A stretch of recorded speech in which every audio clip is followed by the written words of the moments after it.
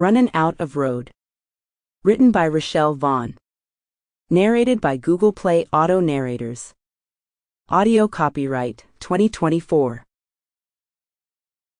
Dear listener, like his sister Emily, in Underneath It All, Nick Barrett is searching for answers and won't let his foot off the gas until he gets them. Nick is an intense guy and hates to stay in one place any longer than necessary. Luckily, he stayed with me long enough to jot down the details of his story. Even though he tends to brood, I had a blast writing Nick's point of view and taking a book out on the open road for the first time. Runnin' Out of Road takes place about a year after Underneath It All. I never meant to write a sequel to Underneath, but Nick refused to let his story be pushed aside. Boy oh boy, for a man of few words, his voice sure was loud in my head.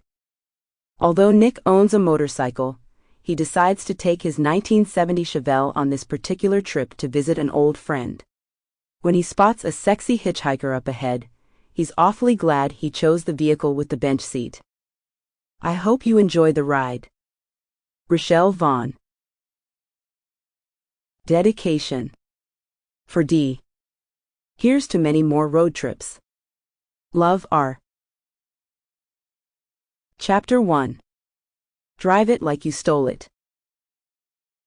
Nick Barrett had had a lot of shitty ideas in the past, but quitting smoking remained at the top of the list. Emily, Nick's sister, jangled a set of keys in front of him and smiled. It's all yours. Nick eyed the keys and stared at his sister in awe.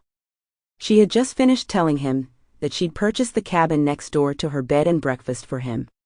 A permanent residence for him to lay his head. Nick swallowed hard and resisted the urge to bolt.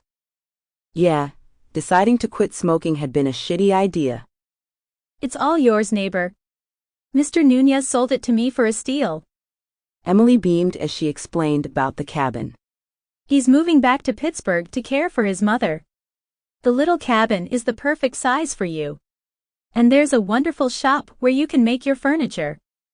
Nick hadn't touched a piece of mahogany in months. Woodworking was a hobby of his, one he used to clear his head and organize his thoughts. Everything seemed a lot simpler when the grooves fit together, and you could just sand away all the rough spots. But he had no intention of making a full-time job out of it. Apparently, his sister had other plans. He crammed 2 pieces of gum into his mouth and tried to enjoy the invigorating mint flavor. I'll always know who my neighbor is. The inside of the house needs some cleaning up, but it should be ready for you to move into in a couple of days. Nick had Sample complete. Ready to continue?